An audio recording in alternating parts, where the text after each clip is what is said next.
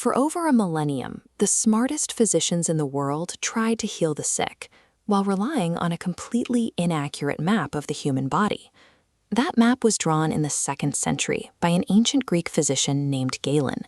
In the academic world, his writings were treated as absolute, unquestionable truth. But Galen had a serious handicap. Strict cultural taboos of his time prevented him from dissecting humans. To figure out how we worked inside, he had to rely entirely on cutting open pigs and monkeys. He then took what he found inside those animals and mapped it directly onto human patients, assuming the internal plumbing was identical. Fast forward to a medieval medical school classroom.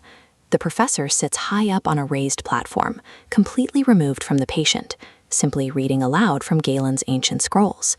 Down on the floor, a low-ranking assistant makes the actual cuts into an animal subject. The professor never even steps down to look at the physical evidence. Medicine had stalled out.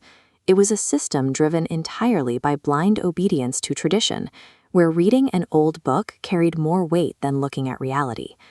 That system held firm until a young physician named Andreas Vesalius arrived at the University of Padua, Europe's leading medical school. Vesalius did the unthinkable. Dismissing the floor assistants and animal models, he picked up the scalpel himself, making cuts directly into human cadavers. Instead of looking for what Galen's text told him he should see, Vesalius meticulously recorded exactly what was right there in front of his own eyes. As he gathered this new human data, he started cross-referencing it against the 1,000-year-old animal data the medical establishment relied on. The errors piled up immediately. Galen claimed a 2-piece jaw. Vesalius proved the human jaw is one unified piece. Galen wrote the sternum had 7 parts. Vesalius showed it has exactly 3. Finally, tracing the heart and blood vessels, he revealed human pathways didn't match pigs or apes. In 1543, he codified all of these corrections and published his masterwork on the fabric of the human body. As you can see in this chaotic public dissection scene from the title page, the focus had shifted completely to hands-on observation. The text was accompanied by incredibly precise images. This detailed illustration of the muscular system shows the new level of exact observational data doctors now had access to. There was fierce backlash. Scholars accused him of heresy for challenging Galen, and human dissection remained highly controversial. But the physical evidence was now in print, distributed widely, and impossible to argue away. Vesalius effectively broke the old academic model. The days of professors merely reading from ancient scrolls were over. Students were no longer allowed to be passive listeners.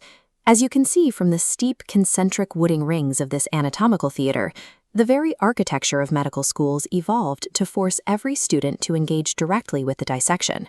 Medical training pivoted. Anatomy stopped being a philosophical debate and became a hands-on, verifiable science. This pensive skeleton drawn in his book represented the new standard. Doctors finally had an accurate schematic of human mechanics. This insistence on observing, gathering the evidence, and verifying findings became a primary catalyst for the scientific revolution in medicine. Because of this correct physical map, surgeons could actually refine their techniques, and scholars could write reliable textbooks that reflected reality. Later breakthroughs required this precise foundation. When William Harvey discovered how blood circulated through the body a few decades later, he was building directly on Vesalius's mapped pathways. Andreas Vesalius is remembered as the father of modern human anatomy.